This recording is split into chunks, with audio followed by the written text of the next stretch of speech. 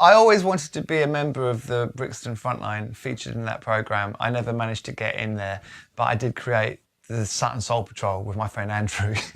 And we used to actually go to the Royalty, which was one of the venues that is covered in that documentary, which was a place in Southgate, which is actually the opposite side of London from where I came from. I came from South London in Sutton, and we used to arrange coach trips with all my friends. So by then I'd bring a crowd down to the Royalty. So it's really funny watching that and watching Chris Hill just controlling the audience. He was one of the best and most important DJs. He was in a way the very first superstar DJ. So Chris Hill, Froggy's in there. Hope you enjoyed that.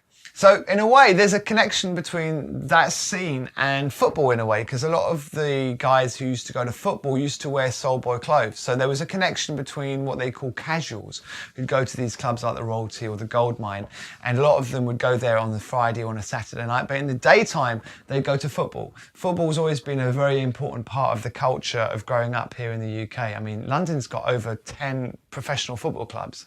Even more, I think it's got like 13 or 14 professional football clubs. And one of those professional football clubs is a club called Leyton Orient. Now, we talk about football, and I still am pretty passionate about football. I still go to see Arsenal sometimes. I prefer going to away matches, actually.